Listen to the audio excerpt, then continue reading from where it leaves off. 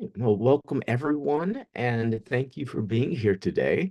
I'm Reverend Will Rucker, and it's my pleasure to serve as your moderator for today's webinar, Elections and Ethics, How Faith Communities Can Promote Peaceful Political Engagement.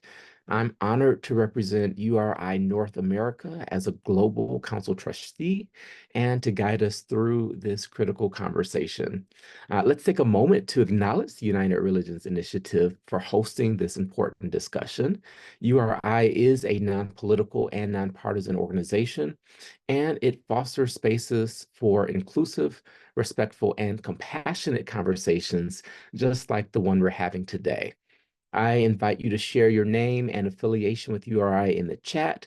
Let us know how you heard about today's program, and we'd also love to know where in the world you are joining us from. So, as we enter into this conversation in the midst of the election season in the United States, with voting already underway, we are well aware of the increased polarization and disinformation that can often fuel division. However, faith communities can play a vital role in promoting peace, integrity, and ethical engagement during these times. This webinar is about how we can come together to prevent violence, encourage dialogue, and counteract harmful narratives like hate speech and disinformation. Before we move into our presentations, I'd like to offer a thought that might resonate with us all in these intense times. My favorite philosopher, Winnie the Pooh, once said, "A little consideration, a little thought for others makes all the difference." It's a simple reminder of the power of kindness and thoughtfulness in everything we do, especially as we navigate these challenging political waters. Let's carry that sentiment with us today as we seek ways to elevate peaceful and ethical engagement in our communities. We are joined by an amazing group of experts. Karen Volker, who is URI's Director of Partnership and Violence Prevention, and she will lead us in understanding strategies to prevent violence. Medina Moore from the Arizona Faith Network will speak about the role of local faith networks in promoting peaceful engagement. And the organizer of this amazing webinar, Geneva Blackmer from the UR right here and so many other amazing organizations. And she'll share insights on addressing hate speech and disinformation. So here's the flow for today. We'll start with our presentations, and then we'll move into a panel discussion and Q&A session where we want to engage in deeper dialogue and address your questions. So please feel free to use the chat. We want to discuss the things that matter to you and to consider your thoughts and questions. So our presenters have a lot to share, so I want to turn the virtual platform over to them. We'll begin today with Karen. Go ahead, take it away. The virtual platform is yours. Thank you so much, and thank you for the Winnie the Pooh quote. I love that. So I am going to share my screen so I can talk to you a little bit about the health approach to violence prevention, and in the context here that of what we're talking about, which is in the context of the elections. So let me just move this off, and I'll go to presentation mode. I know how to do this. Okay, down here.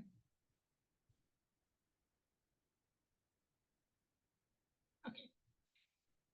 Did that do it? I'm still seeing all the slides. Okay. I clicked the little guy. There you go.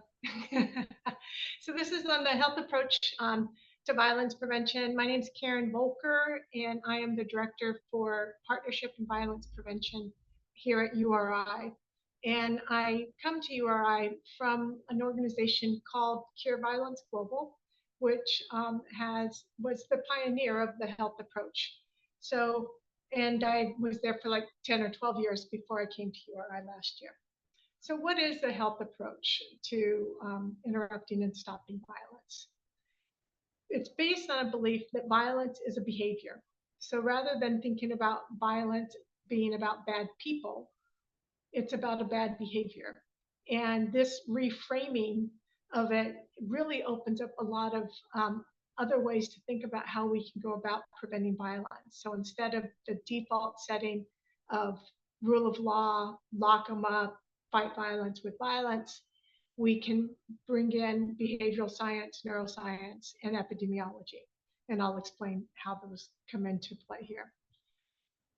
In addition to believing that violence is a behavior, we believe that violence is a behavior that can be prevented, which is very important because a lot of times people tend to just wring their hands and think there's nothing we can do about violence. And here at URI, we firmly believe that there is something that we can do about violence. And not only is there something, but we should be thinking about what can we do? How can we be using our own influence to prevent violence? And the third part of this is understanding that this is a behavior that spreads in a contagious manner. And that's not just something that I'm making up. There are scientific studies, dozens of them, that show the ways in which violence is contagious. It's contagious between people, individual to individual, and it's contagious between types of violence, and it's contagious intergenerationally. And these are things that have been documented. If you want to go down that little rabbit hole, there was a workshop in 2013 hosted by the Institute of Medicine that specifically on the contagion of violence, and it has outlines of all of the different, not outlines, but summaries of all of the different studies that were presented on the ways in which violence is contagious. So thinking about violence in this way opens up a new way of thinking about what we can do. And one of the things that we know about behaviors is that before the age of 10 or 12, behaviors are acquired, maintained, or changed primarily through modeling and imitation. You can see this little boy walking behind the two gentlemen. He has no idea why he's walking that way. He's doing it because the big guys are doing it, right? So this is the primary form of acquired behaviors at a young age. However, after the age of adolescence, behaviors are acquired, maintained, and changed primarily through peer pressure. So this means that after adolescence, what people think is their friends, what they think their friends expect them to do is what they then end up doing. And so we tend to really we're influenced more than we even realize about this wanting to fit in and doing what other people do, especially those people around them. And so understanding this is really important if we're trying to change behaviors. So the spread is happening, but it can be interrupted, right? And the way it can be interrupted, that this program or this approach is based on the same approach that the World Health Organization uses to interrupt and stop the spread of a contagious disease. So we've talked a little bit about behavior science and what we know about behaviors. So from epidemiology, what do we know about how to stop the spread of a contagious process? The first thing is that you need to anticipate and prevent that violence or that behavior from spreading, right? So you have to be really looking at when it might happen, where it might happen, and how do we prevent it, right? Rather than just waiting for it to happen. The second thing is to change the behaviors of the highest risk. My computer's not advancing.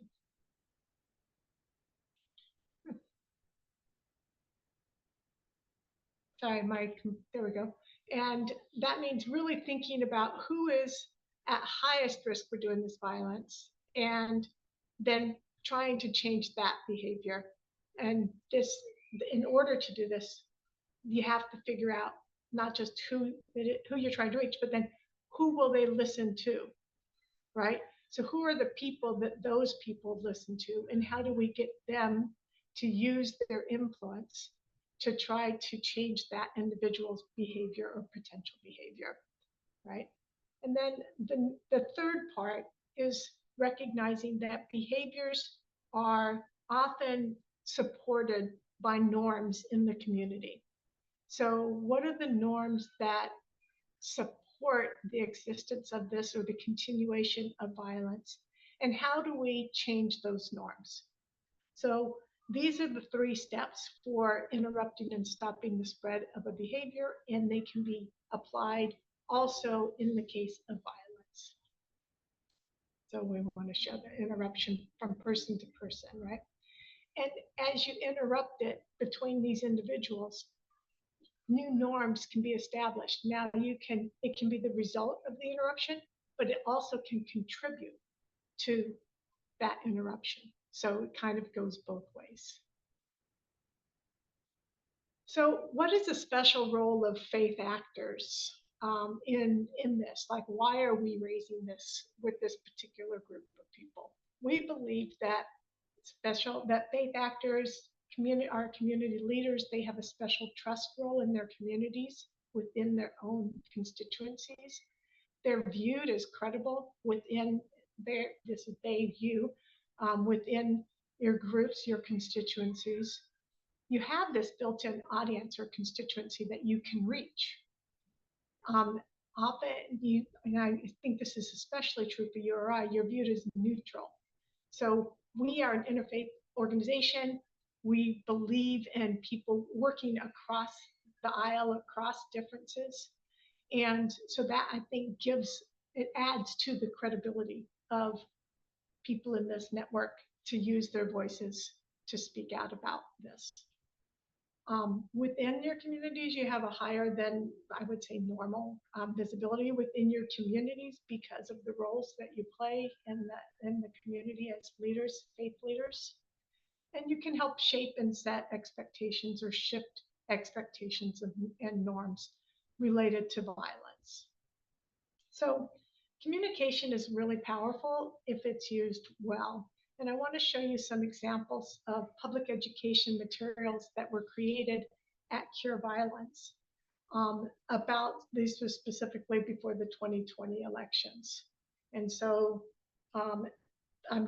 these are just examples to share with you so that you can get some ideas in case this is something that, and we can come back to this, that your organization might be interested in doing, really getting a message out about not doing violence and setting a different norm or expectation about violence.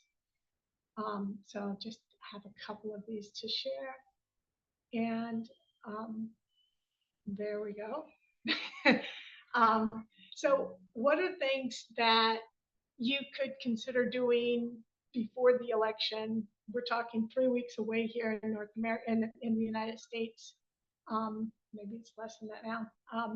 And so if you're in a position to speak publicly, give a sermon, talk of something to your constituents, and you want to address this issue, that could be helpful. Get people thinking about the role that they can play in actually talking.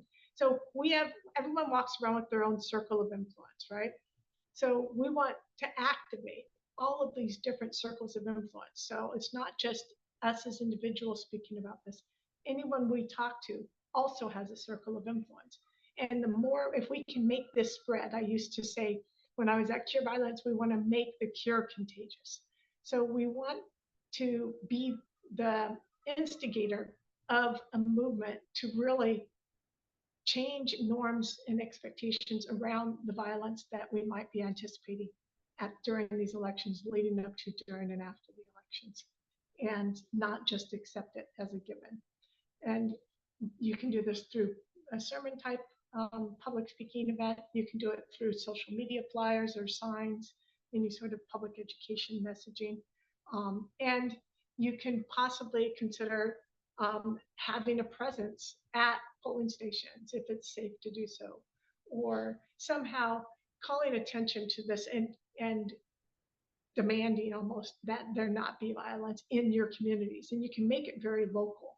So we can't change everything everywhere, but we could change things one polling station at a time, one location at a time. So that was all I wanted to share. I wanted to actually provoke some thinking and conversation, and see, happy to answer questions when we get to that portion of the session today. Thank you. Well, thank you so much, Karen. Great information. And I just really appreciate how simple you made this and how relatable you really made the content. So thank you for that. Next, we'll hear from Medina Moore of the Arizona Faith Network. Please take it away. Thank you so much, and Reverend, and thank you all for having me this morning. I hope that my audio is well. I am Medina Moore. I am with the Arizona Faith Network here in Phoenix, Arizona, located, however, we do try to reach all of the corners of Arizona with the Faith Network. I am the voting rights organizer and working very, very hard this coming election, as many of you on this call, and very excited to be a part of the event today. So I appreciate URI and just want to give a shout out to my board and our executive director, Reverend Katie Sexton. So today I'm going to be talking about what AFN is doing to promote peaceful political engagement during the election. I am a preacher, so I decided to come up with 5 P's for you all about how we can promote peaceful political engagement and what AFN is doing. The first P I'm going to give you is prayer vigil. Prayer is going to be the essential key in elections, in this work, in ensuring that we have peace at our polling locations. No matter the faith that you are with, if you come together in agreement in prayer, organized, and focus on unity and wisdom and peaceful discourse, you can encourage your members, you can encourage the community, to pray for the well-being of the nation, for candidates, for voters, and just to make a guided and thoughtful and peaceful choices on election day. And so we're having a virtual prayer visual this election where we'll have all faith leaders from Arizona coming together, from Tucson to Phoenix, Maricopa County, Pima, Pinal, to come and offer up words of prayer, meditation, or guided, thoughtful speeches on this election. And then our second P is promoting dialogue. And what we do is we have facilitated respectful and open conversations within our community about political issues, about political violence. We have joined with other coalitions in regard to how we can show up in situations should there be violence and how to mitigate as faith people. One of our dialogues that we just completed with our Voices of Faith Votes for Justice series is why your faith matters when you vote and how important it is to vote with the thoughts of what your faith would lead you to do, but not in a violent way, but in a way of peace. And we create safe spaces for our members in our community to discuss their views and while they're discussing these views, also prioritizing listening, as we all come from different backgrounds and different faiths or different traditions, and understanding one another rather than debating. And then our third P I'll give you is positive political education. It's very important in the faith community to host positive political education. As we've seen on the other end, there are some that have been not positive. And so we're promoting that to be positive. We hosted workshops with informational sessions that would educate the community about the political process, such as what's on the ballot. Many people are not sure of how to vote, or it can be sometimes tricky on how to vote on the ballot. And so we covered 13 ballot propositions on the Arizona ballot, as well as issues from our balance perspective. And then we also promote fact-based and respectful dialogue that would encourage informed and peaceful decision-making. And so it's very important to positively educate, but also encourage others to research as they're learning about, what is on the ballot and what is being offered through a political education, and then have those dialogues in spaces that are safe. And our fourth one is going to be partnerships. Partnerships are going to be crucial because as you collaborate with others, you're creating a larger group of individuals that are on the same mind, same frame, same wisdom. We may not all use the same road to get there, but we're getting to the same place. And that's where that unity comes together. And when you have unity, you have peace. And so we partner with our local organizations, faith-based groups that are within the Valley. We partner with community groups, and we sponsor events to focus on peaceful political participation, whether that may be the prayer visual, as I spoke of, or also coming together at the Capitol for a time of encouraging voting, also encouraging peaceful participation for the election, and then also just fostering the spirit of unity and a shared purpose. We're all here because we want to vote. We all believe that every vote counts, that every voice should be heard, and every person should be able to vote. And when we stand together within our communities within Arizona, we have found that this has made us have a stronger front and safer polls. Arizona has had 3 elections this year, and our first 2 elections, we have had no incidents at the polling places, thankfully, and we're hoping to see that as well on November 5th as we go into the general election. And then the final P, my favorite, is peacekeeping. Peacekeeping at the polls is what we have organized around for our volunteers, our community members, to come and ensure that there is a calm atmosphere, that the atmosphere is respectful, that the polling locations have individuals who can help and support in any way if a voter should need. Our volunteers can offer assistance. They offer direct access to voters to help de-escalate if there are any tensions or should anything arise. They have a national hotline number that goes directly to lawyers who support any issues that may arise at polling locations, all while promoting a peaceful environment and a peaceful experience through our poll monitors. We encourage all our volunteers to poll monitor. We encourage all, even if you're not connected with our network, to poll monitor and be a peacekeeper at the polls. You don't have to be a religious person. You don't have to be a faith leader. If you care about ensuring that people are able to vote and have a seamless and smooth process in voting, peacekeeping is one of those P's that help to promote a peaceful political environment. They also can foster trust and reduce any potential for conflict or unrest.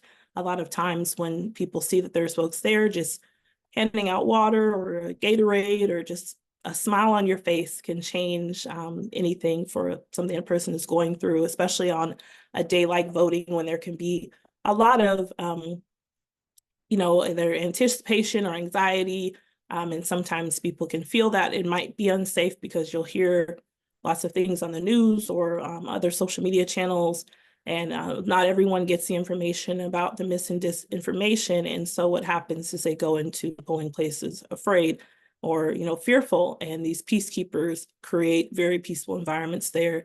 And I think just the presence of people, which goes along with the P in peacekeeping, is very, very helpful. So there are still training dates available. If you are interested and you want to be fully equipped and ready for election day, you can sign up at our allvoting.org/AFN 2024.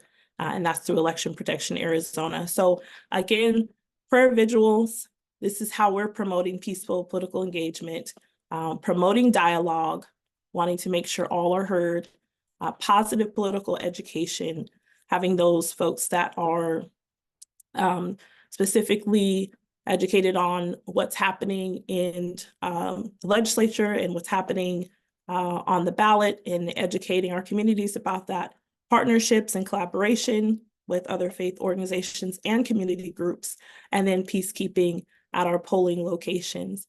And I'm just very excited to be able to share this information with you today and to be on this call, this Zoom.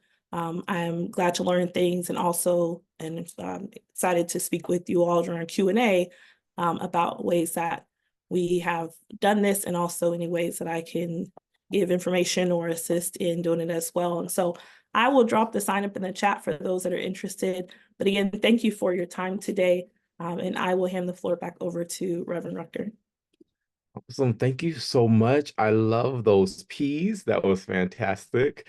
I'm pretty sure too. So, I love that alliteration. Uh, Thank you all for your attention. And for those just joining us, please go ahead in the chat, share your affiliation with URI, where in the world you're joining us from. Just introduce yourself so we know who all is in the room live with us.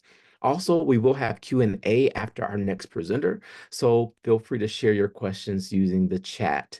All right, finally, we come down to Geneva Blackmer from the URI North America. She's a Global Council trustee. Take it away. We're looking forward to your presentation.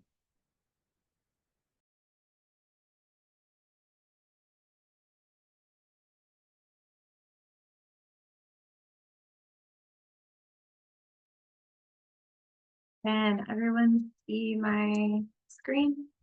Yeah? Yeah, Okay, looks great. great. So hi everyone, thank you, Will. Like you said, I'm a Global Council trustee for North America. I am also a researcher and a PhD candidate in the field of digital theology and digital religious communication.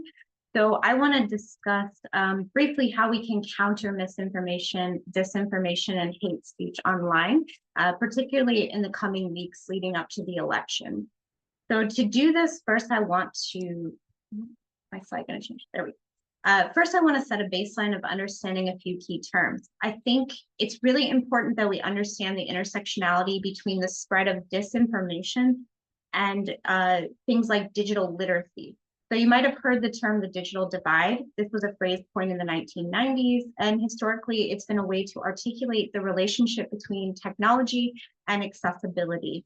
Often this concept is framed in the language of the haves and the have-nots. So either you have access or you do not have access, reflecting the physical availability of digital technologies and internet connectivity. By recognizing this, we can begin to observe a clear chain of causality between lack of access and harm, because technology is complexly woven into existing social systems and processes, and groups which already face exclusion and marginalization are more susceptible to the digital divide and will consequently have fewer opportunities for access. But we now know that the digital divide more accurately encompasses a gradation of varying degrees of access. And one of the forms in which it commonly manifests is known as digital illiteracy. So digital literacy refers to the individual and social skills needed to effectively manage meaning in an era of digitally networked, often blended communication. This is far more complex than simply saying literacy versus illiteracy. There are varying degrees of digital literacy. So for example, a person might be able to use a smartphone and to engage with social media, but they may not have the literacy skills required to discern information. And as a result, they cannot identify credible sources. They become more susceptible and vulnerable to being taken advantage of, whether that's by scam sites, by political and election interference, as we're primarily talking about today, and simply the perpetuation and influence of false information. So literacy is not just a cognitive, but a social practice that engages real physical artifacts, content, skills, and support. Therefore, acquisition of digital literacy is not only a matter of education, but also power and social capital. I'm providing this context in the hope that we might enter this conversation from a space of compassion and empathy, because I truly do not believe that the masses of people who share content, not those who create it, but those who share it, which exasperates the spread of misinformation and disinformation, necessarily do so in a manner which is intentionally malicious, but rather it's often a digital illiteracy problem, which means we can confront this problem. We can use digital literacy as a tool to address misinformation, disinformation, and hate speech online. One example is there is overall less monitoring of disinformation spread in languages other than English.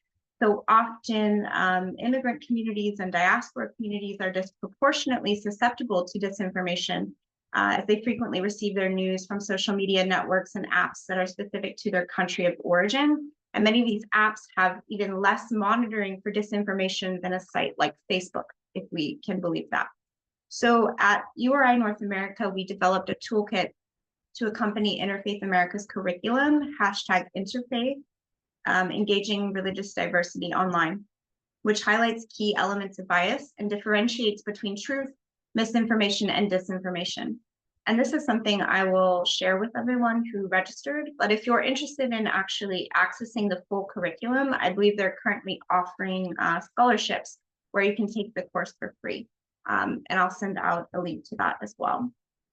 Since disinformation is such a huge concern for all of us, not only as interfaith community, which aims to counteract religious xenophobia and hate speech online, but also as citizens who aim to protect the integrity of our elections and the value of truth in the social fabric of our societies, I wanted to share just a little bit from this #interfaith toolkit that might be useful to us as we navigate digital spaces.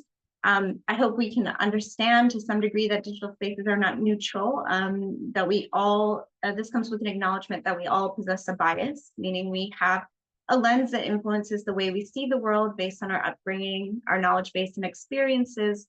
And although having biases is completely normal, it can impact the way we process information online.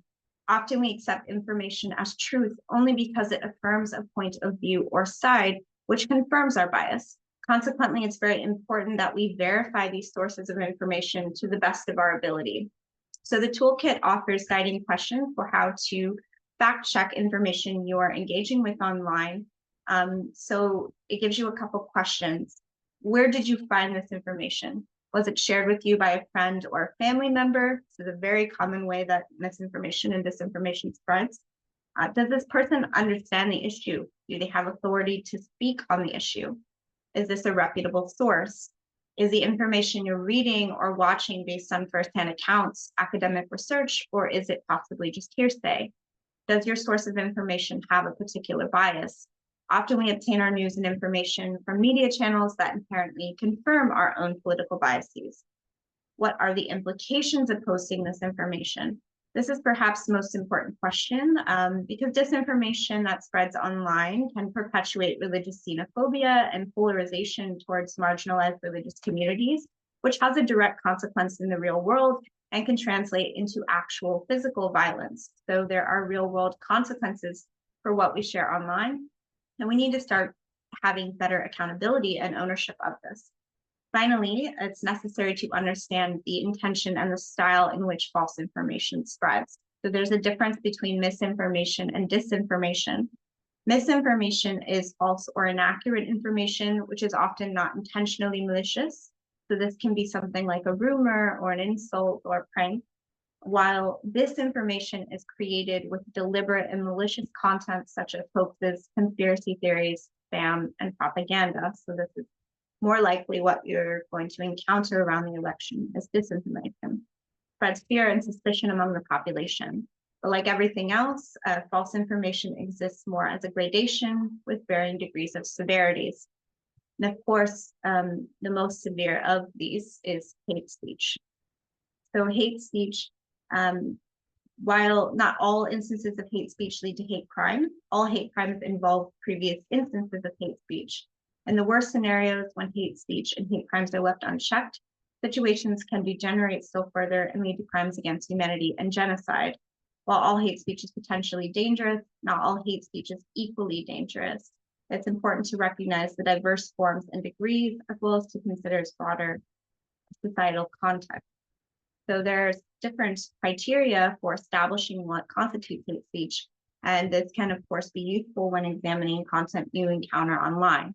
So does the speech target a group or an individual as a member of a group? Does the message express hatred? Does the speech cause harm? Does the speaker intend to cause harm? Does the speech incite malicious actions beyond the speech itself?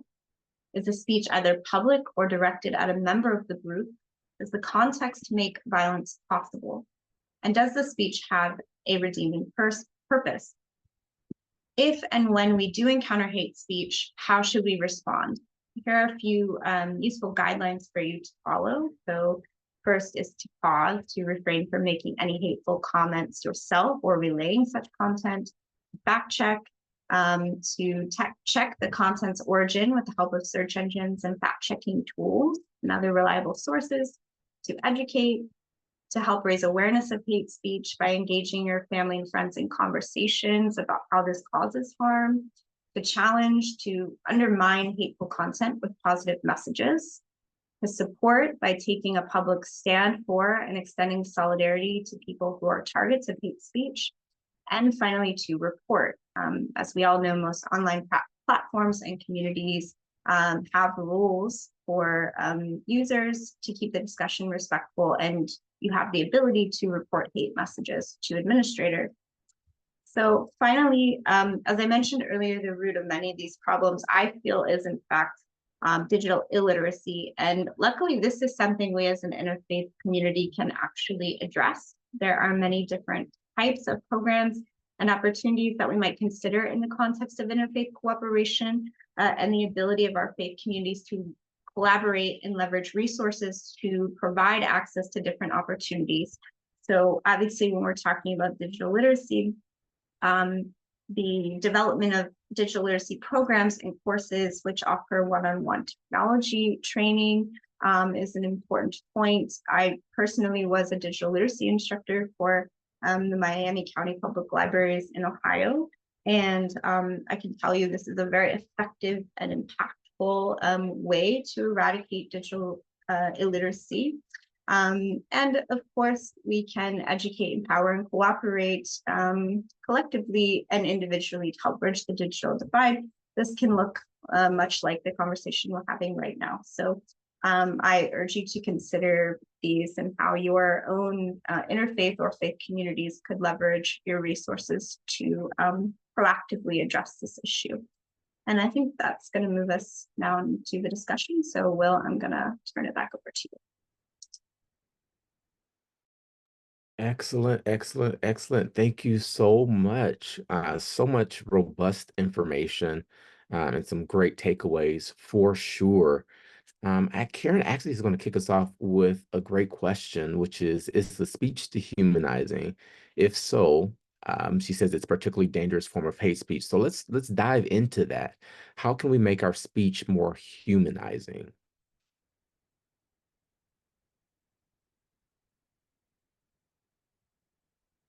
And don't all answer at once.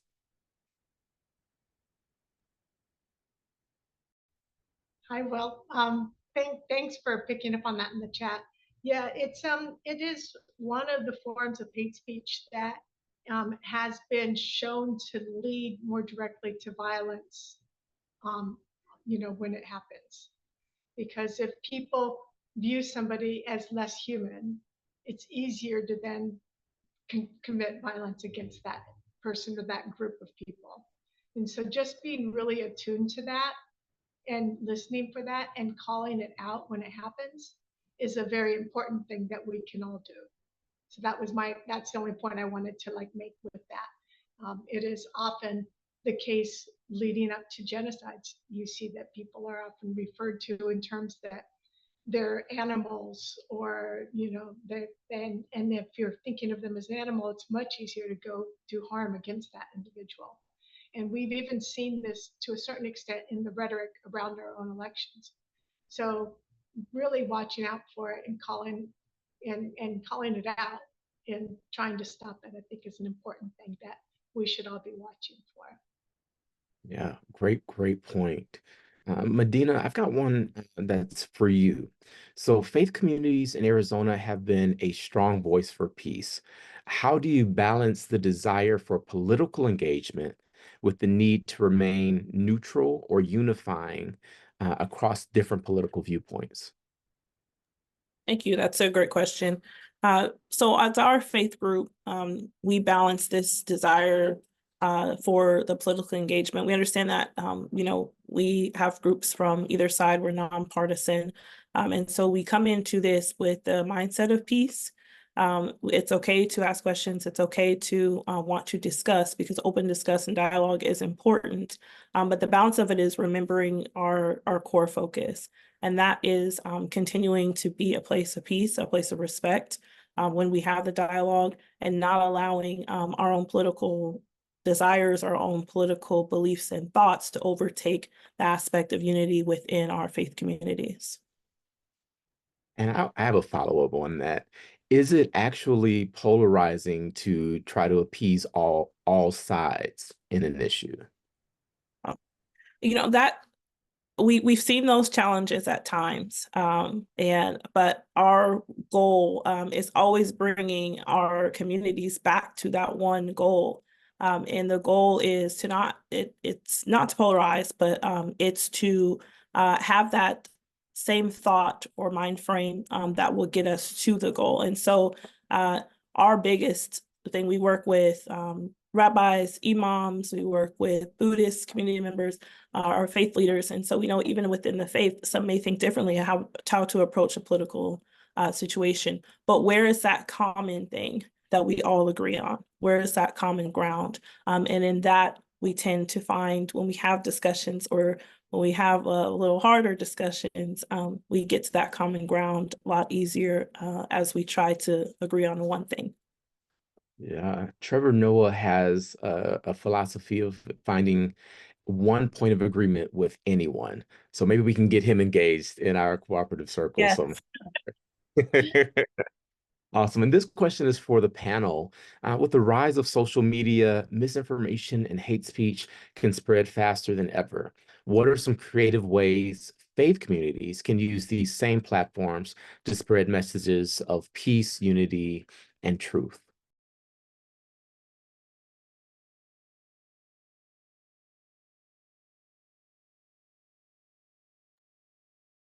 I can jump in there. Our faith community will do some weekly meditations. We also will do some social media blasts kind of to direct people to trusted sites, trusted resources on battling the mis and disinformation.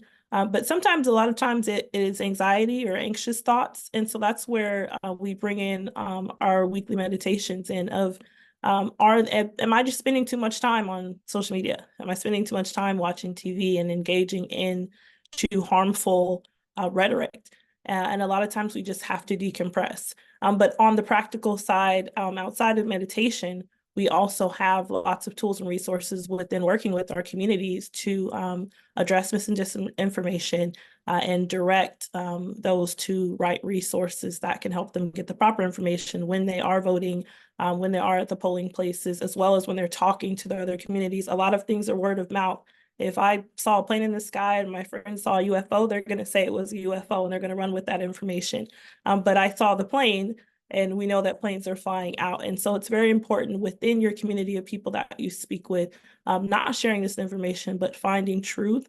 And so we like to connect with community organizations that are sharing factual information around elections and voting.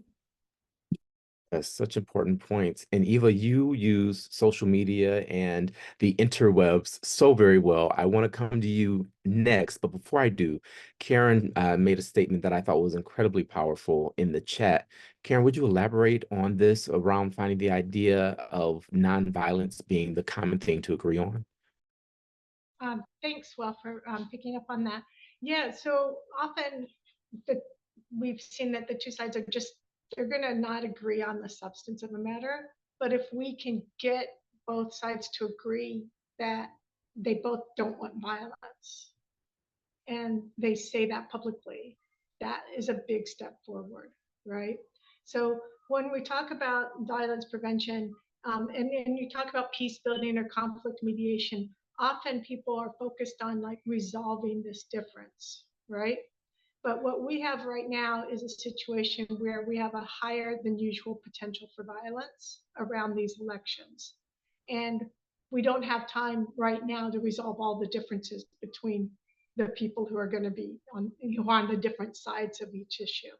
So we need to really be prioritizing the not doing violence while we get to that common understanding or reach agreement on things or find a bipartisan solution or what have you. But in the meantime, could we all at least agree that we don't want to do violence and that we want to pursue a peaceful negotiation or mediation or resolution to whatever the issue is. And really, if we make that the focus, people can generally agree to that because people really don't want violence. Most people really don't want violence. We need to appeal to that side of the human nature. Yeah, thank you so much for sharing that. And Eva, I know you want to probably double click onto that to use the terminology for technology, right? Double click, it opens things up. Okay, bad joke. Sorry, go ahead. Thanks. Well, yeah, I would say, I don't know. My personal take is that social media is a bit of an echo chamber that is quite unproductive to engage with. Generally, it because people are coming into it in a space that's in a way that's quite prone to conflict and very argumentative because they can kind of hide behind their keyboard and they don't have to really engage with people in real life.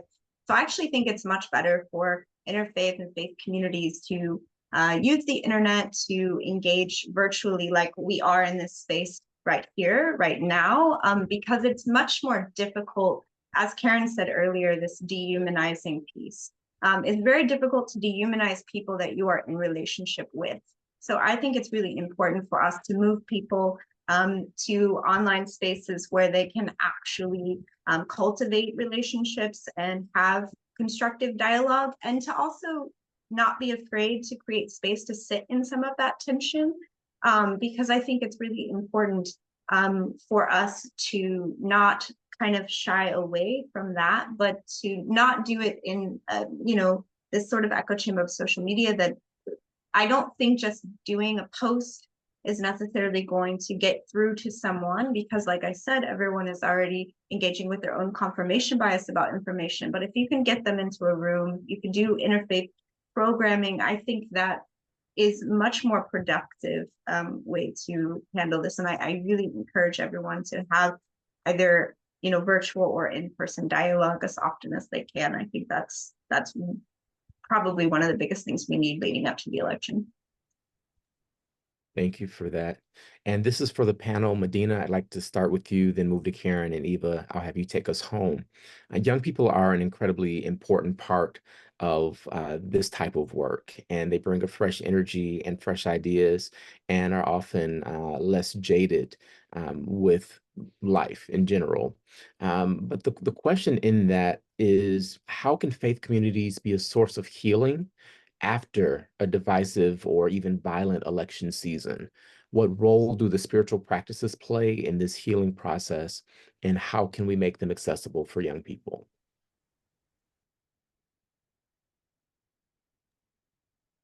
Thank you, Reverend. I believe that faith communities can be a source of healing, first getting out into the communities and connecting with these young people.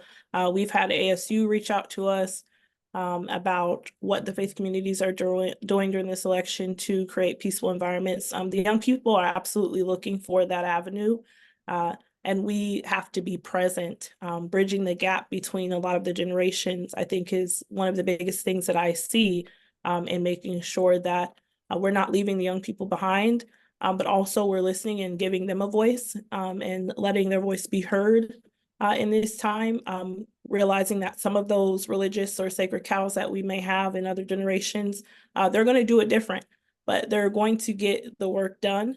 They're not going to just let this world or communities fall by the wayside. They're very interested in assuring for peaceful elections, but also just a peaceful environment.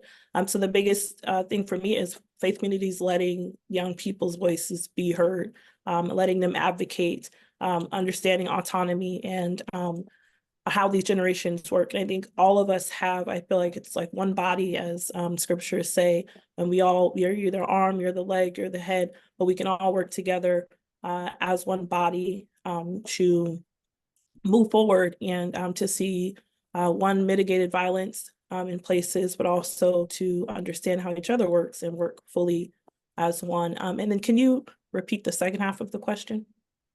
Just asking about particular spiritual practices that they can employ. Uh, the wonderful Vasubi too, who invited me here with Arizona Faith Network, he is the one who leads our weekly meditations, and we find those to be very, very helpful, just to meditate, just to rest in one space and one mind, and also, just to decompress. And so I think also offering practices, you're not trying to push your religion on them, but also just offering spaces to decompress, offering spaces to speak if needed. and offering spaces for voices to be heard. But my main takeaway is not silencing the voice. We have to not silence the voice of the young people. Thank you. Great takeaway. Karen. Thank you so much. So I guess I really just want to appreciate that you brought up the healing after the elections. I think it's super important, and I think one of the sort of a very important step in that direction is to acknowledge the hurt that people might be feeling on all sides. Everybody that is feeling, everyone's going to come out of this probably feeling somehow like they were um, somehow harmed by the process, right? And so we need to acknowledge the hurt that people are feeling. And in that acknowledgement, begin the process of trying to reach out to that common ground. You may not agree, but people will be more willing to listen to you if you've acknowledged first that you understand that they have what they are feeling and that they are feeling hurt or harmed by the result of the election or what have you, or the way things went down. I want to take my opportunity in my final, say, though, to double click on two things that Medina said, which is about partnership and presence at the polls, or peacekeeping at the polls. I think it's super important to have that presence. And if we can do that by reaching out to other groups, people of other faiths, other faith-based groups, community organizations, and joining together to form that presence. It's a very powerful presence if you're there and you're really standing up for people's right to vote and people's right to vote peacefully, right? Without violence and without the threat of violence. And I want to linger on that word for a second, because the threat of violence itself can keep people away from the polls, right? And so, and fear is very much a motivator for people's behaviors. And so we need to really kind of have our antennas up for when there might be people might be feeling threatened and how that's impacting them, and when fear might be intervening and interfering with people's behaviors and how making the choices that they're making. And so to the extent that people can reach out to their other community members and form those sort of coalitions around either prayer vigils or just presence at the poll or what have you, I think it'll be very important in the days leading up to, during, and after the elections, even just being visibly out there, calling for calm and peaceful responses to everything. Wow, So the thank power you. of presence. Yeah, thank you for highlighting that and double clicking on Medina there. Eva. Sure. Well, I think I would emphasize what both Medina and Karen stated to some degree. I do think this question about youth is an interesting one in the interfaith space, because we historically have a pretty difficult time engaging youth in general. So thinking about how we can best support youth, I think part of that has to do with welcoming them into our spaces. And I think to do this, we need to get a little bit more serious about reconciliation and accountability.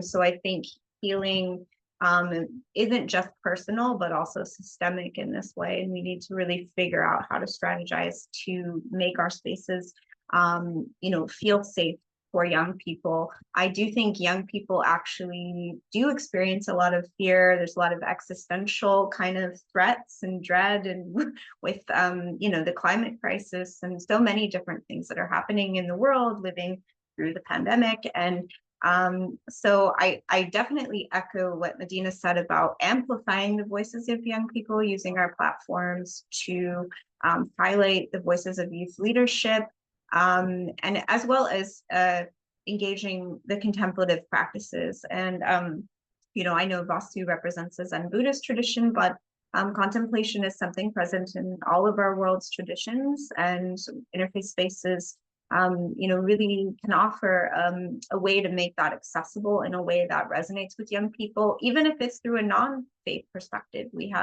There's great secular mindfulness meditation practices that they can engage in. So making that available and yeah, just creating additional space again to cultivate relationship, because coming out of this election and the fear and the harm that people will be exposed to, I think it's going to be once again more important than ever to create space for dialogue and to cultivate relationship and mutual understanding between all of us, despite where we land on the political spectrum.